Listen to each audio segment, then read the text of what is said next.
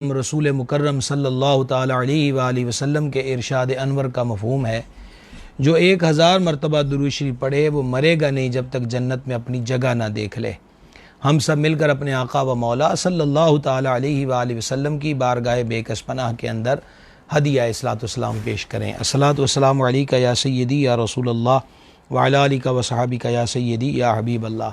गिरामी कदर हज़रात, सिलसिला इल्म व अदब में जैसी करनी वैसी भरनी के उन्वान उठने की कोशिश न करना, इसकी भी मज़म्मत बयान की गई। अमूर खैर हों, ज़ाती ज़िंदगी के मामलात हों, तमाम शोबा जात के अंदर हमें मियाना रवी जो है उसकी तरगीब दी गई है। मियाना रवी से जब कदम आगे की तरफ बढ़ाते हैं तो बेशुमार नुकसानात का सामना करना पड़ता है। मियाना रवी का उल्ट जो है वो इसराफ़ है। इसराफ़ को कहा जाता है, इसको तब्ज़ीर भी कहते हैं। इसका मतलब है गैर हक़ में सर्फ करना, आम लफ्ज़ों में से फजूल खर्ची करना। अल्लाह तबारक व तआला ने कुरान हकीम के अंदर इरशाद फरमाया, 8वां पारा सूरह अनआम की आयत नंबर 141 है, वला तुसरिफू, और बेजा ना खर्चो, इन्नहु ला युहिब्बुल मुसरिफीन, बेशक बेजा खर्चने वाले उसे यानी अल्लाह को पसंद नहीं है। शादी ब्याह की तकरीबात, और कोई शक नहीं कि हमारे यहाँ अब गमी के मौके की जो तकरीबात हैं, इसाले सवाब की जो महफिल हैं, उसके अंदर भी इन उमूर को इख्तियार किया जा रहा है। इसराफ, इसके बुनियादी असबाब क्या होते हैं? सबसे बड़ा एक सबब जो नज़र आता है वो गुरूर और तकब्बुर है। ऐसा शख्स अपनी बरतरी, अपनी बड़ाई दूसरे पर जताने के लिए बेदरेग पानी की तरह सरमाए को बहाता है और ख़र्च करता है। हमने शादी ब्याह की रसूमात के हवाले से माह रमज़ानुल मुबारक में बितफ़सील 3-4 नशिस्तों में आपके सामने मुख्तलिफ़ उमूर डिस्कस किए थे, बयान किए थे। यहाँ पर भी ये चीज़ देखने में आती है, क्या कहेंगे लोग, देख कर क्या कहेंगे लोग, क्या सोचेंगे, ऐसा हुआ तो लोग क्या कहेंगे, वैसा हुआ तो लोग क्या सोचेंगे। हमारा नाम है, हमारा एक स्टेटस है, हमारा एक भरम है। अब क्या किया जाए, मौका आ गया है, ऐसा तो करना ही पड़ेगा, नाम तो बचाना ही पड़ेगा। फिर क्या होता है जी, इन उम्र किया जाता है, कर्ज के वबाल में दबा जाता है, और यही नहीं बल्कि इससे भी एक कदम आगे माअज़ल्लाह सूद की नहूसत के अंदर और जो लोग मुब्तला हो जाते हैं। 2-4 दिन गली महल्ले दरवाजे के ऊपर खूब शोर होता है, खूब गलगला होता है, आतिशबाजी हो रही होती है, हवाई फायरिंग हो रही होती है, गाना बाजा चल रहा होता है, या नाचने वालों का इंतज़ाम एहतमाम किया जाता है, माज़अल्लाह शराब नोशी का सिलसिला होता है। लेकिन जैसे ही यूँ कह लीजिए कि ये शहर जो हंस बंस रहा था 2-4 दिन से, और खूब धाक बैठती है अहले इलाका पर, और फिर जब ये तमाम उमूर ख़त्म हो जाते हैं, इसके बाद बारी आती है कर्ज़ खाहों के मतलब के मकरूज़ों से मुतालबे शुरू होते हैं, सूद के वबाल के असरात जो हैं वो शुरू हो जाते हैं। दुकान वाले अपने पैसों का मुतालबा शुरू कर देते हैं। वो 3-4 दिन की चकाचौंध चांदनी जो है, उसके फौरी बाद सिवाय परेशानियों और रुसवाइयों के कुछ हाथ नहीं आता। करना क्या चाहिए, जितनी चादर हो उतने ही पाँव फैलाने चाहिए। रह गई लोगों की बात, सोने के बन जाइए, हीरे बांट लीजिए, जो कुछ मर्जी कर लीजिए। आप कभी हर्फ तनकीद से सब लोगों से बच जाएं, हो ही नहीं सकता। रब के बनाए बंदे उसका खा पी कर, उसी की धरती पर बस कर उसके खिलाफ बकबक करते हैं, हमारी हैसियत ही क्या है। पाकों के बारे में, बड़ों के बारे में आप कुरान हकीम को पढ़िए। हज़रात रुसुल अंबिया अलैहिमुस्सलातु वस्सलाम की पाक बेमिसल बेऐब ज़ातों के बारे में कुफ़ार ने जो जो घटिया किस्म के अल्फाज इस्तेमाल किए, उन नफूस कुदसिया की दिल आज़ारियाँ की, वो कुरान पाक उसको वाज़े तौर पर बयान फरमाता है। लोगों को देख देख के अपनी ज़िंदगी, अपना मुस्तक़बिल, अपनी खुशियाँ जो हैं उसको बर्बाद नहीं करना चाहिए। करना ये चाहिए था कि जैसे हैं वैसे ही दिखें और वैसे ही रहें। अब कर ये लिया कि जो नहीं थे वो दिखने की कोशिश की, जो पोजीशन नहीं थी वो बनाने की कोशिश की, जो स्टेटस नहीं था वो दिखलाने की कोशिश की। कर ये चुके, अब भरने की सूरत हाल आ गई। तो भरने में ये है कि बेल पे बेल बज रही है, दरवाज़े पे दरवाज़ा खटक रहा है, गली बाज़ार में खड़े होकर मुतालबे हो रहे हैं, बात गरेबानों तक आती है, गाली गलोच तक आती है।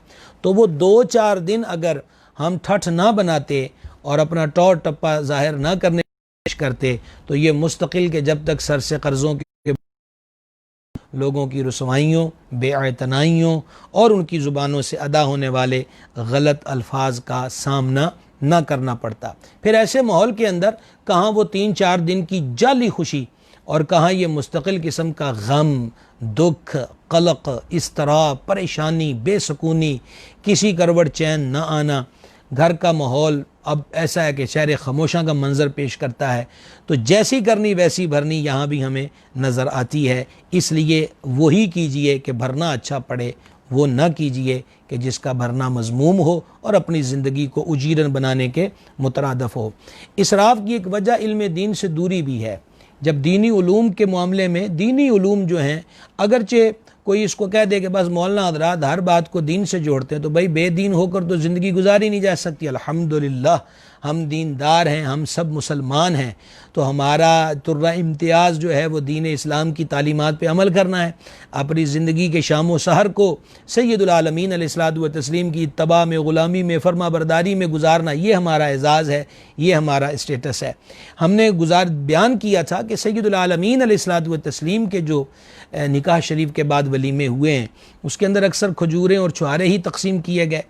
बाज़ अज़वाज पाक के निकाह शरीफ के बाद वलीमे का इंतज़ाम जो था वो रोटी की सूरत में हुआ है, वगरना ऐसी कसरत व बहुत किस चीज़ की कमी है सैयद आलम अलैहिस्सलाम की बारगाह में, जो ख़ुद फरमाते अगर मैं चाहूँ तो ये पहाड़ सोने के बनकर मेरे साथ चलें। जो ख़ुद फरमाते हैं, सही बुखारी की हदीस है, अल्लाह करीम ने मुझे ज़मीन के ख़जानों की चाबियाँ अता फ़रमाई हैं।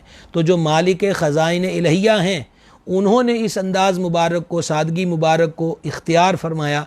यकीनन ये हमारी ही रहनुमाई है, हमारे लिए ही एक राह फराहम की गई है कि ये झूठी जो टोर टप्पा होता है, ये माज आर्जी होता है, ये 4 दिन का खेल होता है, ख़त्म हो जाता है, तमाशाई रुखसत हो जाते हैं और बंदा खुद तमाशा बन जाता है। किसी शायर ने कहा था, बामे शोहरत पे तो पूजा मुझे लोगों ने, साथ आया ना कोई कूचाए रुसवाई तक। वाह वाह का जब माहौल होता है तो सारे अपने अपने जुस्से के मुताबिक, बल्कि जुस्से से भी ज़ायद हिस्सा डालने की कोशिश करते हैं। ओ जनाब तुसी ते कमाल ही कर दिता, बल्ले बल्ले पूरे शहर च खप पै गए, रौला पै गया, पिंड आलियां ते महल्ले आलियां ते जनाब तुहाडी टोर आ गई, मगर साथ आया ना कोई कूचाए रुसवाई तक। रुसवाई के मरहले में कोई साथ नहीं आया करता, तो हम रुसवाई के बाज़ार तक जाएँ ही क्यों? दिल को जो अकल दे खुदा तेरी गली से जाए क्यों? नबी पाक अलैहिस्सलाम की गली में पड़े रहें, हजूर अलैहिस्सलातु व तस्लीम के इरशादात व तालीमात पे अमल करते रहें, तो इंशाअल्लाह दुनिया में भी बेहतरी और आखिरत के अंदर भी बेहतरी हासिल होगी। गिरामी कदर हज़रात, ये इसका एक सबब गफलत और लापरवाही भी है। मैं सिर्फ से एक शादी ही के उन्वान पर आपसे बात नहीं कर रहा, ख़त्मों के उन्वान पर अगर हम देख लें तो ख़त्म शरीफ के बारे में हम बड़ी तफसील से भी साले सवाब के मामलात को ज़िक्र कर चुके हैं, और इंशाअल्लाह कभी फिर एक और जहद से आपके सामने इन तमाम मामलात को रखने की कोशिश करेंगे। सवाब है, इसाले सवाब क्या है? 12 महीने 24 घंटे जब चाहे जहाँ चाहे कीजिए, दुआ कीजिए, इस्तिग़फ़ार कीजिए, कलाम मजीद पढ़िए, दुरूद शरीफ पढ़िए, कलमा शरीफ पढ़िए, तिलावत कुरान कीजिए। फिर इसके बाद अगला मरहला, इसका एक और ऑप्शन है, वो है माल को खर्च करना, भूखों को खाना खिलाना, नंगों को कपड़े पहनाना, नादार मरीज़ों की हेल्प कर देना, किसी मुश्किल में मुब्तला फ़र्द की माली मदद कर देना, वगैरह वगैरह। ये सारे अमूर दर्जा बदर्जा इसाले सवाब में है। फिर इसाले सवाब के अंदर ये है कि सदक़ात जारिया का सिलसिला किया जाए, पानी की सबीलें लगा देना, मुसाफिर खानों को कायम कर देना, इसी तरीक़ा के साथ को शिफा खाना बना देना, को दवा दारू लोगों के लिए मुस्तकिल तौर पे छोटे छोटे अमराज में मुब्तला अपनी कैपेसिटी के मुताबिक ऐसी को फ्री डिस्पेंस तमाम कर देना। अच्छा, फिर मसाजिद का क़याम, मदारिस का क़याम, मदारिस के तलबा को उनके पढ़ने पढ़ाने के सिलसिले में उनकी मुआवनत कर देना। ये सारे अमूर जो हैं इनका ताल्लुक़ यानी इसाले सवाब के अंदर ये शामिल और दाखिल हैं। लिहाजा बाकी रह गया कुल शरीफ, साता और चहलम और 10वां 21वां जितने भी मामूलात हैं, बिला तकल्लुफ़ बिला तरद्दुद हम कहते हैं कि ये जायज़ हैं। इसाले सबाब जायज़ है, इसाले सबाब का फ़ायदा फौत शुदगान को होता है, लेकिन इन्नमल अमालु बिन्नियात, अमाल का दारो मदार बंदे की नीयत पर है। देखना यह है कि आया बरादरी के रस्म व रवाज के हाथों मजबूर होकर ये सिलसिला हो रहा है, या अल्लाह रसूल की रज़ा के लिए और अपने आप से बिछड़ने वाले मर्द औरत मुसलमान के इसाले सबाब और उसकी क़ब्र की भलाई के लिए हो रहा है। नबी मुकर्रम सल्लल्लाहु ताला अलैहि वसल्लम के फरमान अक़दस का मफ़हूम है, मैयत डूबते हुए फरियादी की तरह होती है, उसे हर वक्त इंतज़ार होता है घर वालों की दुआ का। जैसे उसे घर वालों की दुआ तो खैरात पहुँचते हैं, ऐसा है कि जैसे उसको किनारा मिल गया, वो सहारे का सबब बन जाती हैं। लिहाजा ज़रूर किया जाए, लेकिन वहाँ ये देखना है कि ज़्यादा इंतज़ाम एहतमाम इस गरज से तो नहीं हो रहे कि लोगों पर ज़ाहिर हो कि जनाब हम भी कुछ करते हैं, हमने भी इतना माल खर्च कर दिया वगैरह वगैरह, तो फिर हम बच गए, उसका कुछ नहीं हुआ जिसके लिए जिसका नाम इस्तेमाल करके इतने ज़्यादा इंतज़ाम और एहतमाम किए गए। कुछ भी नहीं होगा। अब मतलब आप चेलम के मौके पर हरण का गोश्त पका के रख दीजिए, दुनिया जहाँ की कीमती जो फ़िश है उसको आप पका के रख दीजिए, अलगरज़ आप सोने चांदी के औराक जो हैं वो उन पर लगा दीजिए।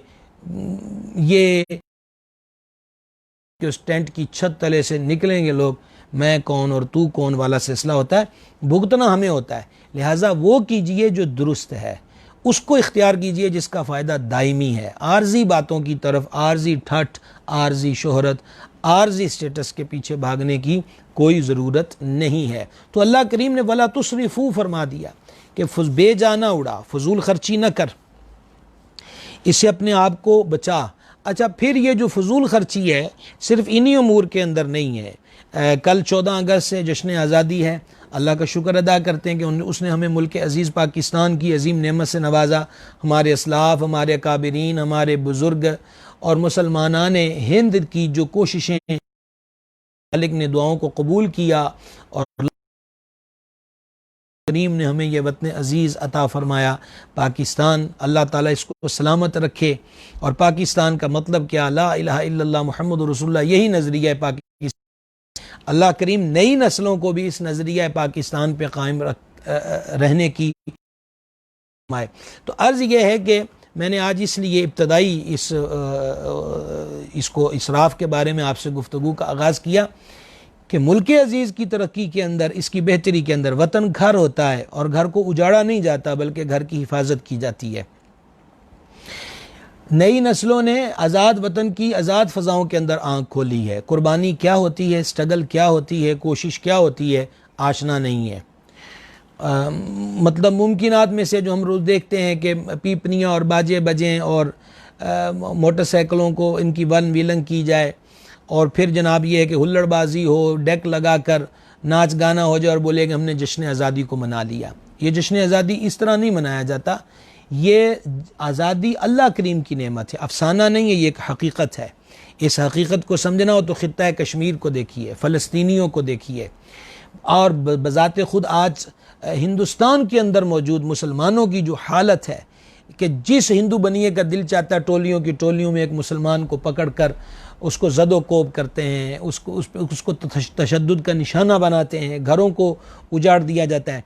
अभी बेंगलोर के अंदर कोई तौहीन आमेज़ पोस्ट और फिर उसके बदले में भी खुमियाजा मुसलमानों को भुगतना पड़ा कि वहाँ की पुलिस ने कल की जो इत्तला थी 3 मुसलमानों को शहीद कर दिया, को 125 के करीब मुसलमानों को अरेस्ट कर लिया। आज़ादी क्या होती है इससे हम अच्छे तरीके को से देख भी सकते हैं, समझ भी सकते हैं, अगर हम अपनी आँखों को बंद ना करें। इसराफ से अगर अपने आप को बचाया जाए तो ये भी एक मुल्की तरक्की की राह के अंदर अपने अपने तौर पर हिस्सा डाला जाए तो बहुत ज़्यादा इसके फ़वाइद हो सकते हैं। निजी ज़िंदगी के अंदर हम ये देखते हैं, मिसाल के तौर पर बिला ज़रूरत लाइट्स, पंखे, एसी और दूसरी बिजली पे चलने वाली चीज़ों को चलता छोड़ देना। बिजली का फ़ुक़दान जब से हमने होश संभाला इस वतन अज़ीज़ के अंदर रहा, मैं कोई किसी भी दौरे हुकूमत की खूबी और ख़ामियाँ गिनवाना ना मेरा मजमून है, ना मेरा मकसूद है, ना मैं इस पर कोई बात करना चाहता हूँ। निजी तौर पर हम जितना अपना हिस्सा डाल सकते हैं। अब चलिए इसको भी छोड़ दें। अब फजूल मतलब कि बिजली चलेगी, लाइट्स हैं, एक से काम बन सकता है 5 चल रही हैं, एक पंखे से काम हो सकता है 2 चल रहे हैं। एसी है उसने मुनासिब कूलिंग कर दी, उसको बंद कर दिया जाए। इसका मुजाहरा हम हरमैन शरीफैन के अंदर भी देखते हैं कि वहाँ पर अमूमन जो पुराने होटल जितने भी उसमें विंडो एसी होते हैं। जो ज़ायरीन हाज़िर हो चुके हैं वो इससे वाकिफ़ होंगे। हमने ये देखा है कि मिसाल के तौर पे ज़ोहर के वक़्त लोग निकल रहे हैं अपने कमरों से हरम शरीफ के लिए और इरादा के इशा के वक्त आएंगे, एसी को चलता छोड़ दिया। वजह यह है कि जब वापस आएँ तो कमरा ठंडी हालत में मिले। अब ये 7-8 घंटे जो बिजली फजूल ज़ाय हुई है, फजूल खर्ची हुई है, ये कोई अक्लमंदी वाली बात है? यानी घर में हमें पंखा ना मिले और वहाँ हम मतलब ये है कि इतना फजूल एसी को चलता हुआ छोड़ दें। देखने को ये छोटी छोटी बातें हैं, लेकिन इनका मजमुआ ही बड़े साने हाथ का सबब बना करता है। तो ये बिल्कुल फजूल खर्ची है। अच्छा, इसको हम मस्जिद के दायरे में लेकर चले जाएं।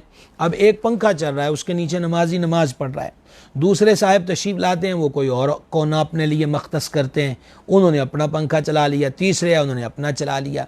अब एक तो ये वक़फ़ के मसाइल हैं, चंदे से बिजलियों के बिल जो हैं वो उनकी अदायगी होती है।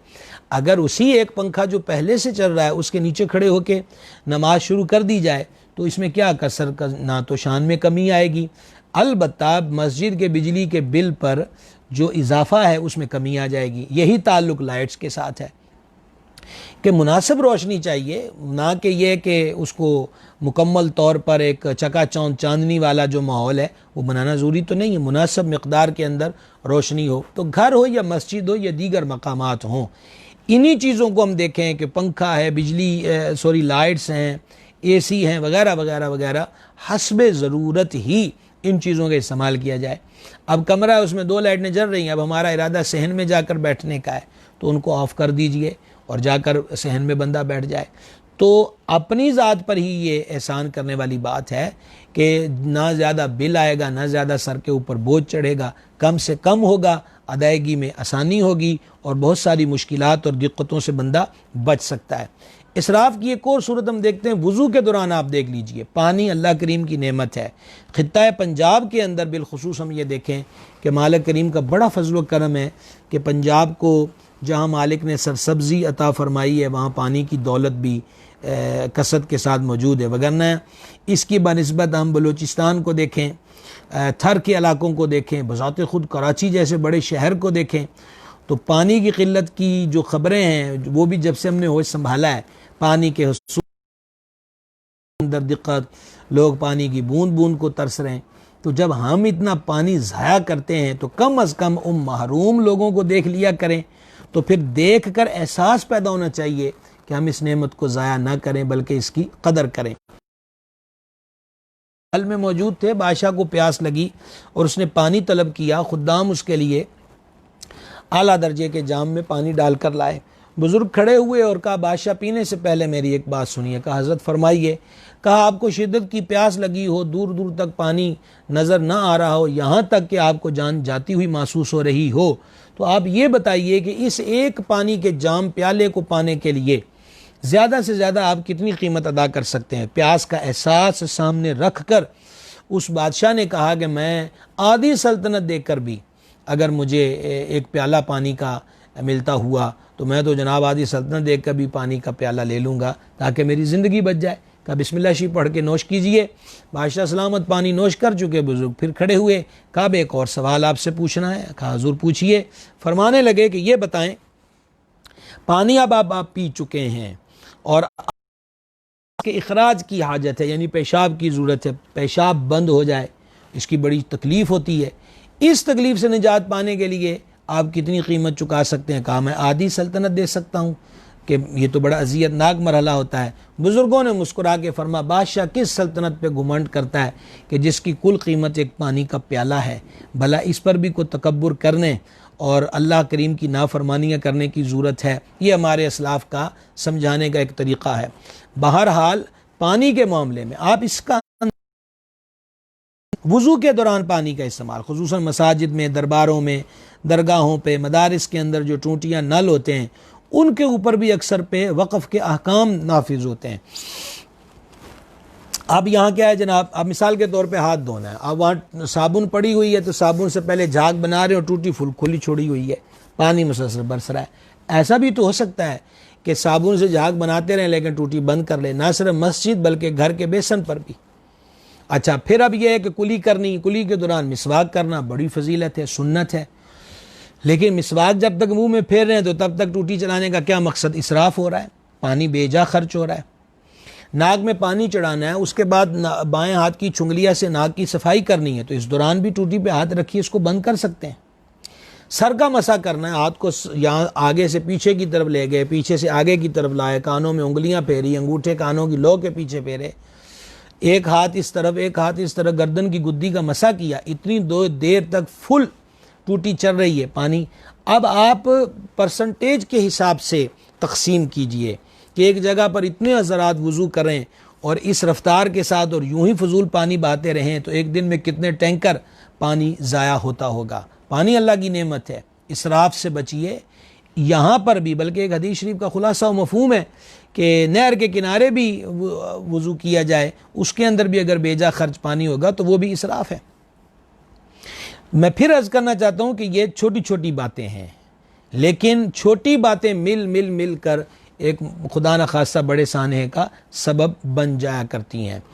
तो तकरीबात का मामला हो, ज़ाती ज़िंदगी का मामला, एअतदाल म्याना रवी जो है ये अल्लाह रसूल के यहाँ पसंद है। म्याना रवी को इख्तियार किया जाए। शरीयत मुताहरा ने, आयत तो मैं आपके सामने पढ़ चुका, शरीयत मुताहरा ने इसराफ के मुतालिका, फजूल खर्ची के मुतालिका हमारी बड़ी रहनुमाई की है और इसके बारे में बाकायदा अहकाम जो हैं वो बयान किए हैं।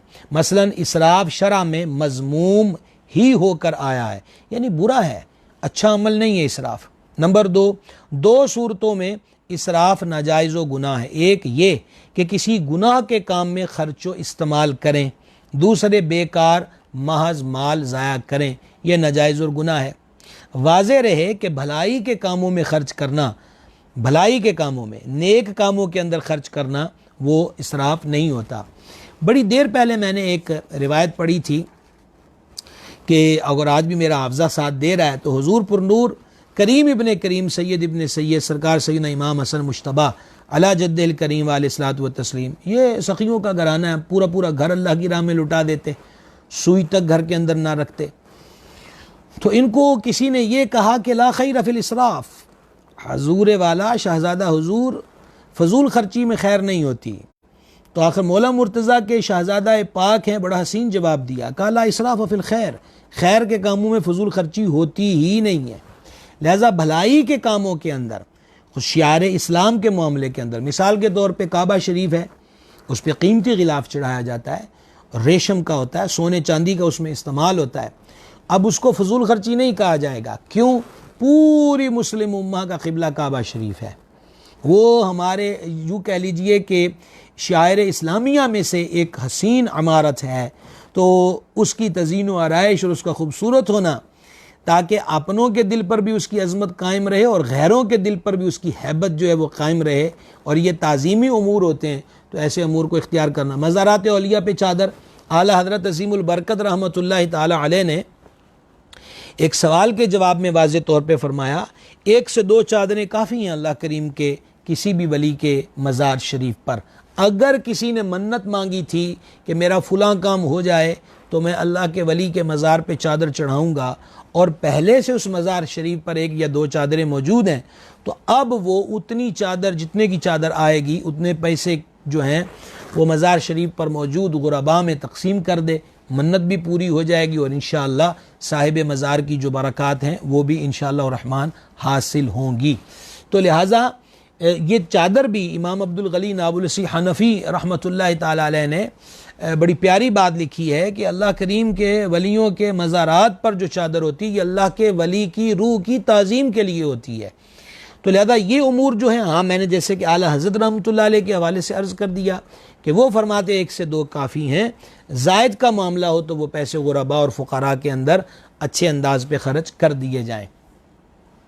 हदीस शरीफ समात कीजिए, तिरमिज़ी शरीफ के अंदर मौजूद है, हुज़ूर सय्यदुल आलमीन सल्लल्लाहु तआला अलैहि व आलिहि वसल्लम ने इरशाद फरमाया, क़यामत के दिन इंसान के कदम ना हटेंगे हत्ता कि उससे 5 चीज़ों के बारे में सवाल किया जाएगा। यानी हर शख्स से 5 सवाल क़यामत के दिन होना है, और हर शख्स को इन 5 सवालों के जवाब देने हैं। जहां खड़ा है वहीं खड़े रहेगा, अगले मरहले में उसकी एंट्री नहीं हो सकती, कदम नहीं हटा सकता जब तक कि वो 5 सवालों के जवाब ना दे ले। उसमें से पहला सवाल उसकी उम्र के बारे में होगा कि अपनी उम्र, अपनी ज़िंदगी किन कामों में बसर की, और दूसरा सवाल उसकी जवानी के मुतालिक होगा कि बताओ अपनी जवानी किस तरह गुजारी, और तीसरा और चौथा सवाल उसके माल से रिलेटेड है कि माल तुमने कमाया कहाँ से और ख़र्च कहाँ पर किया, और पांचवा अपने इल्म पर अमल कितना किया। ये 5 सवालात क़यामत के हैं। तो इसमें ये चीज़ जो बयान हो गई कि ये पूछा जाएगा कि माल कहाँ से कमाया और अपने माल को कहाँ पर ख़र्च किया। तो ये हमें सवाल की तैयारी ज़हन के अंदर रखनी चाहिए कि माल कमाना और फिर उसका सही जगह पे ख़र्च करना ये अज़हद ज़रूरी है और बहुत ज़्यादा ज़रूरी है। गिरामी कदर हज़रात, अगर मैं दोनों को मिलाकर अर्ज़ करना चाहता हूँ, शादी और गमी की तकरीबात, सालगिरह की तकरीबात, मुख्तलिफ़ प्रोग्राम्स के अंदर एक तसव्वुर होता है जी, एक सोच होती है जब बंदा मेन्यू तरतीब देता है कि हमने कितनी डिशेस का इंतज़ाम करना है, डिशेस का इजाफा, वो कहते हैं चलो एक और डिश अकाउंट हो जाएगी, एक और हो जाएगी, एक और हो जाएगी। पंजाबी में कहते हैं खलारा पड़ जाएगा। अब गौर करते हैं, ये वो चीज़ें हैं कि जो किसी से मख्फी नहीं है, और कोई ऐसी बात भी आपसे नहीं कर रहा जिसके लिए आपको कुछ 6 साल दरस निज़ामी पढ़ के इस बात की समझ आए। ये तो एक आम जनरल नॉलेज है, हर एक के इल्म के अंदर मौजूद है। 8-10 किस्म की चीज़ें लगी हुई हैं, मतलब शादी की तकरीब है। अब गौर फरमाइए कि शादी की तकरीब के अंदर ही जब खाने का वक्त आता है तो हम जितने लोग भी होते हैं तो वो किस चीज़ को तरजीह देंगे। मैं आपके सामने मिसाल रखता हूँ। एक तरफ पड़ा हुआ जी बकरे का गोश्त, एक तरफ पड़ा हुआ है जनाब चिकन, उसकी डिश पड़ी हुई है। हाँ, जो मतलब जिनको तबई तौर पर आर्ज़ों के सबब, अमराज के सबब वो कहते हैं वो दूसरा गोश्त नहीं खाएंगे, चिकन खा सकते हैं, उनकी तो बात अलग है, वो तो कुछ परसेंट होंगे, चंद होंगे। अमूमी क्या होगा कि भाग दौड़ जो होगी वो किसकी तरफ होगी। सीधी सी बात है जनाब, जहाँ बकरा का गोश्त रखा होगा सबकी तवज्जो और सबके चमचे प्लेटें जो हैं उसी तरफ का रुख करेंगे। अब ये जो बाकी डिशें तैयार करके रखी हैं, हम कभी उनका रिज़ल्ट देखें कि उनमें से इस्तेमाल कितनी हुई और ज़ाया कितनी हुई। अगर बाकी इजाफी डिशें कि जो हमने इसलिए मेन्यू तरतीब दिया था कि पता चले कि फ़लानी चीज़ भी सी, फ़लानी भी सी, फ़लानी भी सी, लेकिन एक पेट है, आखिर कितना को कोई इसमें डाल सकता है। ज़रूरत से ज़्यादा भी डालेगा तो सांस की आमद और रफ्त के लिए तो कुछ हिस्सा छोड़ेगा ही। अब वो इतना सांस जितना छोड़कर भी बेचारा भारी भरकम चल रहा है, जितनी बाकी बची हैं उसमें किसी ने हाथ मारा, किसी ने कुछ डाला, प्लेट में डाला, छोड़ दिया, सब धोवन की सूरत में कहाँ गए?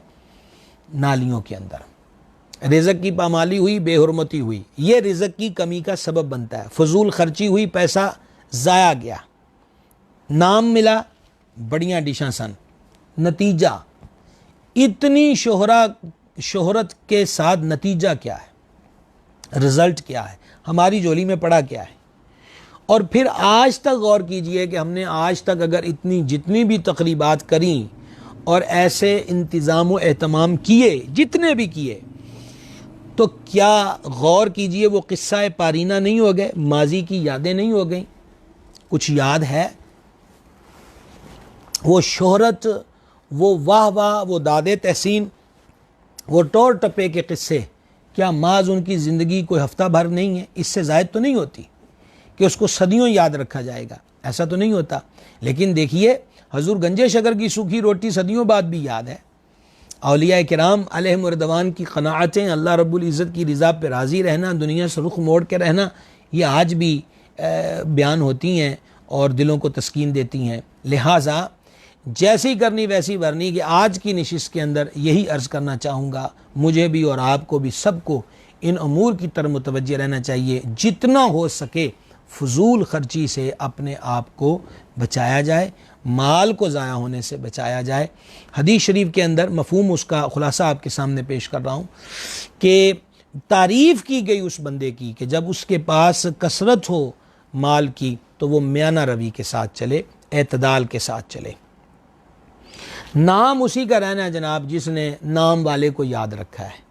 कबर उना दी जीवे बाहू जड़े मरन तो पहले मर गए हो। जिसने मालिक करीम जल्ला शानहू को याद रखा है, नाम उन्हीं के सलामत रहें। फ़ज़कुरूनी अज़कुरकुम, तुम मेरा जिक्र करो मैं तुम्हारा चर्चा करूँगा। चर्चे उन्हीं के रहे हैं और चर्चे रहेंगे भी उन्हीं के। लिहाजा आइंदा के साथ दीगर उमूर के अंदर पहले जितनी होगी अल्लाह के हुज़ूर तौबा करनी चाहिए और आइंदा के मामले के अंदर इन चीज़ों पर गौर करना चाहिए और अपने आप को बचाना चाहिए और अपने लिए कुछ सेव कर लेना चाहिए ताकि बुरा वक्त आए ही ना कि माज़अल्लाह लोगों के सामने हाथ फैलाना पड़े, अपने पास ही कुछ इतना हो कि किसी के सामने हाथ फैलाने की नौबत ना आए। एक आखिरी पॉइंट पर आज बात करेंगे, बाकी इंशाल्लाह इसी उन्वान को लेके कल भी चलेंगे। एक बहुत ज़्यादा अयूब के अंदर, बुराइयों के अंदर एक चीज़ होती है और इसको कहते हैं तजस्सुस। तजस्सुस किसको कहते हैं? लोगों की खुफिया बुराइयों और ऐब जानने की कोशिश करते रहना तजस्सुस कहलाता है। तजस्सुस, इसकी चंद मिसालें सुन लीजिए फिर इसका हुक्म समाअत कर लीजिएगा। अब मतलब मैं नमाज़ पढ़ता हूँ, अल्लाह रब्बुल इज़्ज़त नमाज़ पढ़ने ही की तौफीक दे और नमाज क़ज़ा होने से महफूज रखे। अब मैं दूसरे से कह रहा हूँ तुम रात देर तक जागते रहे, फजर भी पढ़ी थी कि नहीं पढ़ी? अब इंतज़ार है कि जवाब क्या मिलता है। अच्छा, किसी दुकान पर गए तो वहाँ पर जनाब को मुलाजिम देखा, अपने गली महल्ले का है, अपनी उसके साथ थोड़ी सी लगती है, अच्छी नहीं है, तो अब जनाब उससे ए मुंडा को काम भी करदा है कि नहीं करदा, ये अगे फलानी दुकान ते सी उत्थे तेने कुछ नहीं कीता। अब ये क्या है कि कोई ना कोई चीज़ उसकी मिले, हाँ ये देर से आता है, बैठा रहता है, गाहकों पर तवज्जो नहीं करता, वगैरह वगैरह वगैरह। ये भी एक तजस्सुस की हालत व कैफियत है। अच्छा, फिर जनाब उसके लिए काम चोर वगैरह और हराम खोर और फलां फलां फलां फलां ऐसे अल्फाज का इस्तेमाल माज अपने लिए गुनाहों के इजाफे का दरवाज़ा खोलने वाली बात है। अच्छा, फिर तजस्सुस के लिए लोगों पे नज़र गाड़े रखना, राह चलते हुए गली मोहल्ले में किसी का दरवाज़ा खुला है तो पर्दे की ओर पीछे से झांकने की कोशिश करते रहना। अच्छा, इसी की एक किस्म अलग से भी इंशाअल्लाह अज़्ज़ा वजल इसको बयान करेंगे। इसी की एक किस्म ये है, जैसे पिछले वक्तों में खतूत होते थे, मौजूदा वक्तों के अंदर ये मोबाइल की स्क्रीनें हैं। इन चीज़ों के पीछे भागम दौड़ करते रहना, मतलब हर वक्त किसी न किसी की टॉक के अंदर रहना। तजस्सुस के बारे में शरीयत क्या हुक्म देती है? मुसलमान की ऐब जोई यानी उसका ऐब तलाश करना हराम है। अब ये मुसलमान के लिए जो लोग मुफसिदीन हैं, फसादी हैं, जो लोग बेदीन हैं, बदअकीदा हैं, ऐसे लोगों की तजस्सुस में रहना ताकि उनकी फसाद से मुसलमान महफूज रह सकें, उनकी बदअकीदगी से मुसलमान महफूज रह सकें, उनकी गुमराही से मुसलमान महफूज रह सकें। तो इस मामले में उन पे नज़र रखना, उनकी एक्टिविटीज़ पे नज़र रखना, क्या कह रहा है, क्या छाप रहा है, क्या लिख रहा है, ताकि वो बुराई फैलाए तो आसान तरीक़े से उसकी रोकथाम हो सके और मुसलमानों को अच्छे तरीक़े से बचाया जा सके। ये दुरुस्त अमल है। अच्छा जी, नौकर रखने, नंबर एक, नौकर मुलाजम रखने या शराकतदारी जिसको पार्टनरशिप कहते हैं, या कहीं शादी का इरादा है तो हस्बे ज़रूरत मालूमात हासिल करना ये गुनाह नहीं है। हालांकि इसके अंदर भी पाया तो तजस्सुस ही चाहता है। अब किसी ने अपनी बेटी की शादी करनी है, अपनी बेटी को दूसरे के आंगन में भेजना है, तो ये तो नहीं है वो आंखें बंद करके मूंद कर उसको वहाँ पर भेज दे। तो इसके लिए तफ्शीश अहवाल करना, लड़का कैसा है, करता क्या है, उसके अंदर ऐब तो नहीं है, वगैरह वगैरह, ये तफ्शीश अहवाल करना बिल्कुल दुरुस्त है। मुलाजिम रखना है तो सबसे पहली चीज़ तो दयानत है। माल का मामला है, गले से पैसे निकाल ले, चोरी कर ले, और बहुत सारे ऐसे मामलात हमारी निगाहों के सामने आते हैं।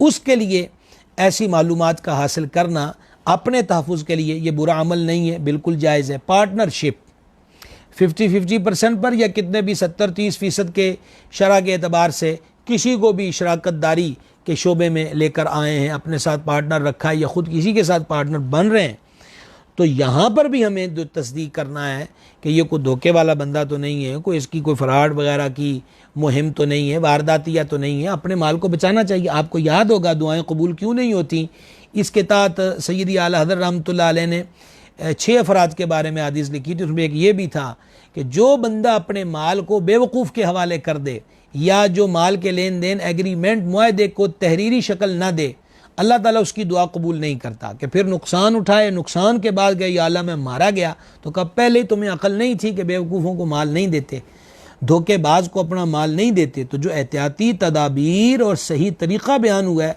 उसको इख्तियार करना चाहिए। तो लिहाजा पार्टनरशिप के आलम के अंदर अगर किसी के साथ ऐसी बात हो तो बिल्कुल उसकी छान फटक करने में कोई हर्ज नहीं, ताकि अपना माल महफूज रहा जा सके। और हाँ, छान पटक में माज गुमानों पर बदगुमानी नहीं हो जब तक कि कोई बात तहक़ीक़ से मुसद्दक़ा तौर पर साबित और अयां ना हो जाए। सूरतुल हुजरात की आयत नंबर 12 में अल्लाह तबारक व तआला ने फरमाया वला तजस्ससू, और ऐब न ढूंढो और न ढूंढो। उलमा फरमाते हैं कि इसका मतलब है कि मुसलमानों की ऐब जुई न करो और इनके छुपे हाल की जुस्तजू में ना रहो जिसे अल्लाह पाक ने अपनी सत्तारी से छुपाया हुआ है।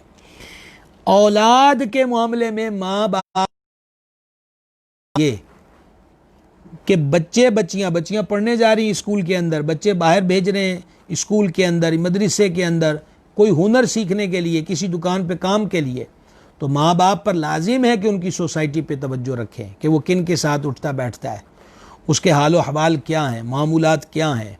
ये माँ बाप की ज़िम्मेदारी में है, क्योंकि उनको रोकने का हक़ हासिल है और सीधी राह पे चलाना माँ बाप की ज़िम्मेदारियों में शामिल है। लिहाजा ये ज़िम्मेदारी उन पर आयद होती है वो मुकम्मल मामलात की छान पटक रखें ताकि उनकी औलाद खुदा न खास्ता गलत हाथों में न चली जाए और जराइम का इर्तिकाब न कर बैठे।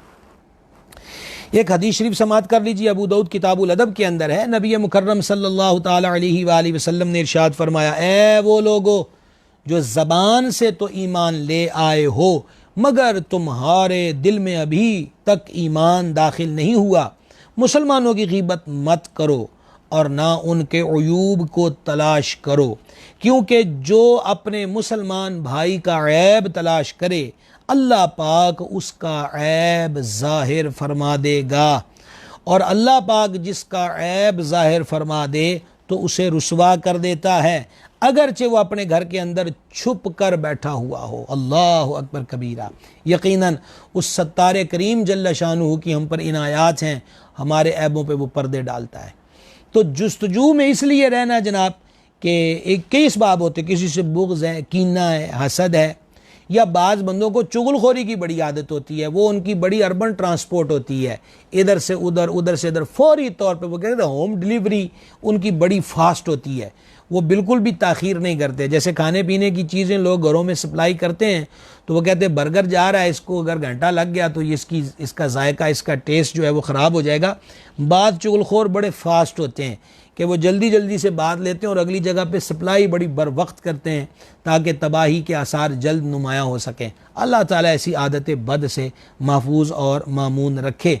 तो लिहाजा इन उमूर की वजह से लोग तजस्सुस का ज़्यादा शिकार होते हैं, बुग़्ज़, हसद, कीना या फिर अंदर की आदत चुगलखोरी बर्बाद कर देती है बंदे को। तो इस चीज़ से हमें दीन इस्लाम ने मना किया। तो इन हरकतों से बचना हो तो उसके लिए हमारे पास एक चार्ट बना हुआ है जनाब, अगर हम उसको रोज़ सामने इंशाल्लाह बड़ी बेहतरी हो सकती है। सबसे पहली बात एक बंदा अपने ऐबों पे रोज़ नज़र रखे, अपने तजस्सुस में पड़ जाए कि मैंने आज क्या किया है, नमाज़ें कितनी पढ़ी, कितनी क़ज़ा करी, दूशिव कितनी बार पढ़ा, फजूल, झूठ, ग़ीबत, चुगली, बक बक, गालियाँ वगैरह वगैरह, इनको कितना टाइम दिया, अल्लाह रसूल की याद में कितनी देर मसरूफ़ रहा, खैर के काम कितने किए, बुराई के काम कितने किए। अपने तजस्सुस में बंदा पड़ जाए कि मेरी हरकत व सकनात क्या हैं, अफ़आल व किरदार क्या हैं। बेजा सोचना छोड़ दीजिए, सोचना हो अपनी आखिरत के बारे में सोचना शुरू करना चाहिए कि हमारा क्या बनेगा। एक दिन इस बड़े हंसते बंसते घरों से उठकर 2.5 गज़ की कोठड़ी में चले जाएंगे। और इसका एक हल ये भी है कि तजस्सुस में पढ़ के जिसके गुनाह के अफसाने आम करने, क्यों ना मुसलमान समझ कर एक दूसरे से मोहब्बत की जाए, एक दूसरे पे शफ़क़त की जाए, एक दूसरे के दुख सुख के सांझे बना जाए, ताकि बुग़्ज़ ही निकल जाए, कीना ही जो है वो बंदे के दिल से निकल जाए। अपने आप को जहन्नम और कब्र के अजाब से डराते रहना चाहिए कि इन बातों का नतीजा वही है, कब्र की बर्बाद में ख़राबी और आखिरत की ख़राबी जो हम सह नहीं सकते। तो इसलिए अपने आप को बचाया जाए इन सोचों को सामने रख कर, तो इंशाअल्लाह अज़्ज़ा वजल बेहतरी होगी। गिरामी क़द्र हज़रात, कल 14 अगस्त है, जश्न आज़ादी है। अल्लाह तबारक व तआला का आज़ादी नेमत है और नेमत पर हमें वशकुरू ली वला तकफुरून, शुक्र अदा करो ना शुक्र मत बनो। तो बड़ा बेहतर तरीक़ा है कि शुक्राने के तौर पे 2-2 रकअतें हम सब अदा करें कि अल्लाह ताला ने हमारे बड़ों की मेहनतों के सबब से, अपनी रहमत ख़ास से वतन अज़ीज़ पाकिस्तान की अजीम नेमत से हमको माला माल फरमाया। खुशी के मौके पर, नेमत के मौके पर तसद्दुक भी करना चाहिए। तो किसी न किसी ने अपने आंडी गवांडी ज़रूरतमंद भाई की जितनी भी हो सके को माली मदद कर दीजिए। ये भी जश्न आज़ादी मनाने का एक बेहतरीन तरीक़ा है। और मैंने कई सालों से अपने इर्द गिर्द के इलाक़ों में, अपने अहबाब में ये कहा कि मसाजिद हों या मदारिस हों या अपनी इमारतें हों, कौमी परचम लहराना चाहिए और वक्त मुनासिब पर कौमी परचम को चंद दिनों के बाद मिलाशिब के झंडों को भी उतार कर महफूज कर लेना चाहिए। ये भी एक फजूल खर्ची से बचने का तरीक़ा है कि इस साल के झंडे अगले साल भी काम आ जाए, ना ये कि वो उड़ कर फट कर गलियों बाज़ारों चौराहों में गिरे पड़े रहें। मुल्क का झंडा मुल्क की इज़्ज़त होता है और हम पाकिस्तानी हैं, हमें अपने परचम की इज़्ज़त करनी चाहिए और इसको इस तरह नहीं करना चाहिए कि वो गलियों में गिरते पड़ते हुए नज़र आया करें। तीसरी बात यह है कि पाकिस्तान की बनने की तहरीक में बड़े बड़े मुसलमानों ने शहादत के जाम नोश किए। फिर पार्टीशन के वक्त, हिजरत के वक्त बड़े मुसलमान मर्दों, औरतों और बच्चों और बूढ़ों को बेदर्दी के साथ शहीद किया गया। उन सब की बुलंदी दरजात के लिए दुआ मांगी जाए। हो सके तो सूरह यासीन पढ़ के ज़िक्र अज़कार करके उनको इसाले सवाब किया जाए। वतन अज़ीज़ के बनाने वाले शुहदा और फिर वतन अज़ीज़ जब बन गया तो अफवाज पाकिस्तान हो, 65 की, 71 की जंग के शुहदा हों और कारगिल के शुहदा हों, वतन की सरहदों की हिफाजत करते हुए जो अफवाज पाकिस्तान के और दीगर मुल्क के सिक्योरिटी इदारों के जो वो अफराद जो दहशत गर्दों के हमलों के अंदर शहीद हो गए, उन सब की बुलंदी दरजात के लिए दुआएं जो हैं ये मांगने का सिलसिला होना चाहिए। और अपने बच्चों को ये सबक देना चाहिए कि आज़ादियाँ बड़ी मुश्किलों से मिला करती हैं। नेमतों की कदर की जाए तो अल्लाह नेमत में इजाफ़ा कर देता है, ना शुक्रिया की जाए तो फिर नेमतों में कमियां आ जाती हैं। मुल्क को संवारने के लिए अपनी अखलाकी इक़दार जो हैं उनको बेहतर रखा जाए। इसकी बेहतरी के अंदर जितना हो सके अपने तई हमें अपना हिस्सा डालते रहना चाहिए। मालिक करीम से दुआ मांगते रहना चाहिए कि नज़रिया पाकिस्तान जो था वो कायम रहे और वही नज़रिया पाकिस्तान अमली सूरत के अंदर वतन के चारों कोनों के अंदर हमें नज़र आए। अल्लाह तबारक व तआला इस देश को सलामत रखे, सदा सलामत रखे, आबाद रखे। इस वतन को निज़ाम मुस्तफ़ा अलैहि तहियत व सना का जो हुस्न है अपनी जनाब से वो अता फ़रमाए। वतन के बासियों की खैर हो, यहाँ के खेत खलियान जो हैं वो सब्ज़े इनसे उगते रहें और यहाँ की जो मिल कारखाने, इनकी चिमनियों से जो धुआं है वो निकलता रहे। कोई बेरोज़गार ना हो और कोई भी बेआसरा ना हो। हर एक दूसरे की हेल्प और मामनत का जहन रखें। एक एक करते जाएं तो कांटे उठ जाते हैं और गुलिस्तान का माहौल बन ही जाया करता है। अल्लाह करीम वतन अज़ीज़ को सलामत रखे। हमारे दारुल उलूम गौसिया रज़विया रुश्दुल ईमान में चूँकि अभी बहुत ज़्यादा बड़ी बड़ी तक़रीबात के सिलसिले नहीं है, हमारे हर साल दारुल उलूम गौसिया रज़विया रुश्दुल ईमान में अल्हम्दुलिल्लाह 14 अगस्त के मौके पर, जश्न आज़ादी के मौके पर तक़रीब होती है जिसमें शुहदाए पाकिस्तान के लिए फ़ातिहा का सिलसिला होता है, परचम कुशाई की तक़रीब होती है। इंशाअल्लाह सुबह 8 बजे दारुल उलूम गौसिया रज़विया रुश्दुल ईमान में परचम कुशाई की तक़रीब होगी और 7:30 बजे शुहदाए पाकिस्तान के लिए कुरान ख़ानी का जो सिलसिला है इंशाअल्लाह रहमान वो भी होगा। और कल फिर इंशाअल्लाह हम आपकी खिदमत में 9:30 बजे हाज़िर होंगे। अल्लाह ताला सबको सलामत रखे, अपनी पनाह में रखे और हमारे हालों पे करम फरमाए। वमा अलैना इल्लल बलागुल मुबीन।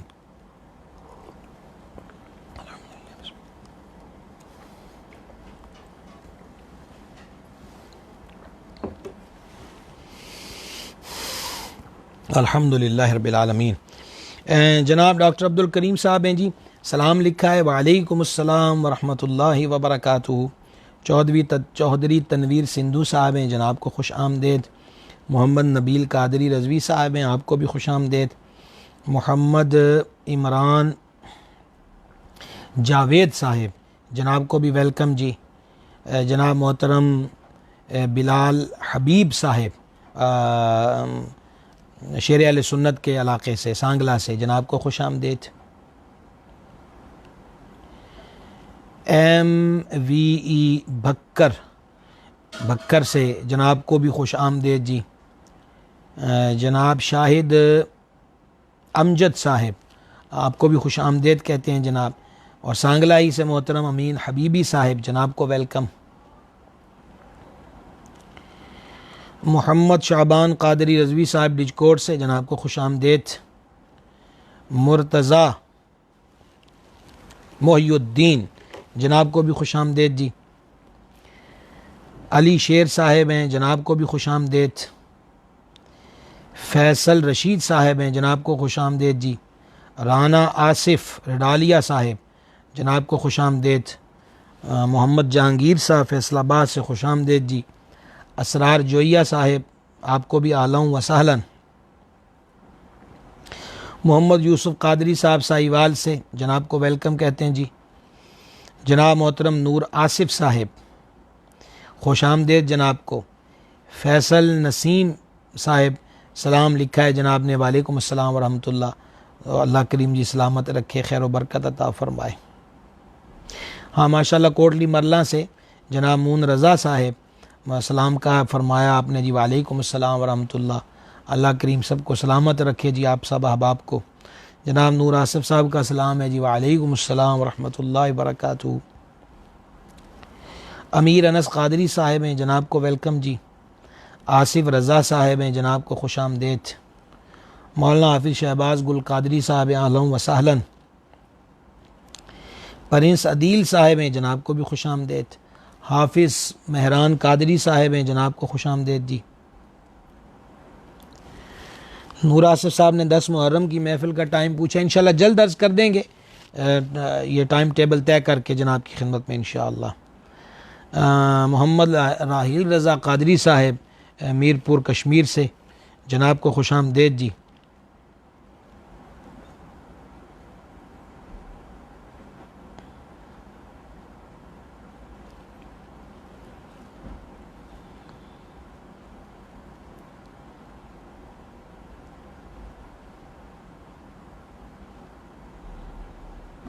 मोहम्मद बिलाल साहब हैं, जनाब को खुश आमदेद जी।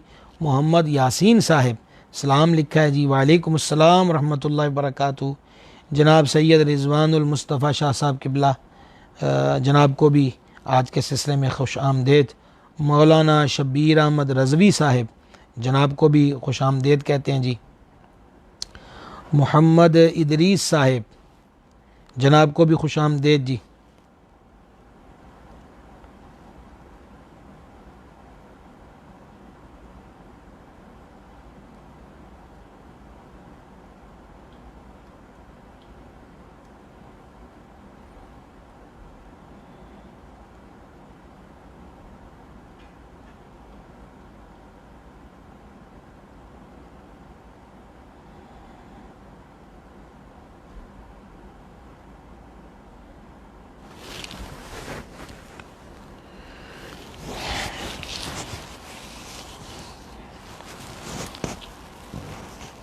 कल जुमा भी है, जुमे 14 अगस्त को आया है, तो जुमा ईद का दिन भी है, दुआओं की कबूलियत का दिन भी है।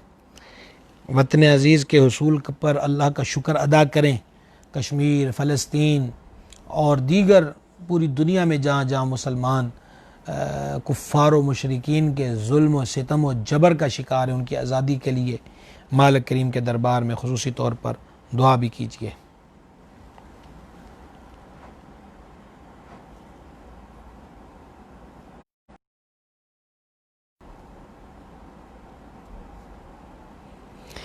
जनाब मोहम्मद महमूद अली कादरी साहब ने सवाल किया हुआ है जी।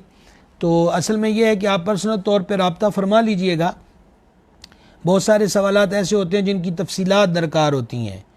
तो ऐसा मतलब फ़र्द कि जिसकी बदअक़ीदगी हद्द कुफ़र को ना पहुंची हो, उसके लिए कुछ अलग अहकाम है, और जो हद्द कुफ़र को पहुंच जाए उनके लिए अलग अहकाम है। तो कुछ इसमें सवाल व जवाब की ज़रूरत होती है, तो आप राब्ता फरमा सकते हैं। जनाब हाफिज़ ज़ीशान साहिब हैं, जनाब को खुश आमदेद जी। आसिफ रज़वी,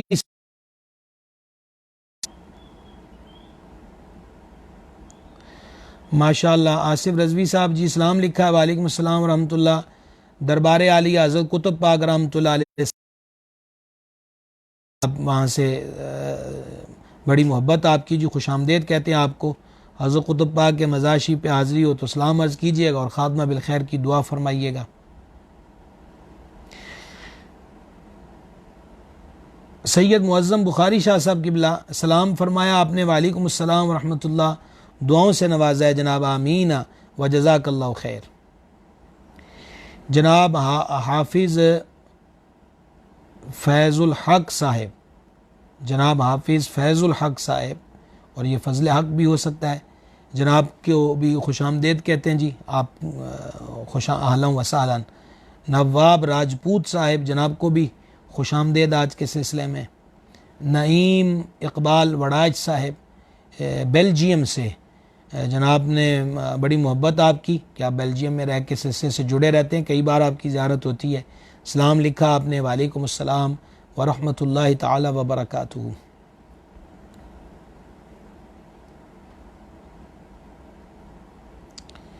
जनाब आबी फैज़ुल हक साहिब ने हाल पूछा जी, अल्हम्दुलिल्लाह रब्बिल आलमीन अला कुल्li हाल लिल्लाहिल हम्द हम्दन जमीया। आप अहबाब की दुआएं हैं अल्हम्दुलिल्लाह।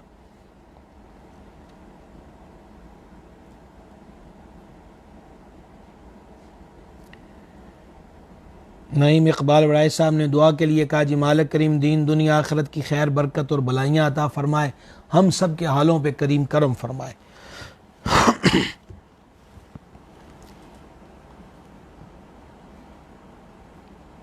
इंशाअल्लाह कल ज़ियारत करेंगे जी सबकी, फिर इंशाअल्लाह सुबह ये 8 बजे भी जो हमारी, बल्कि पौने 8 बजे से ही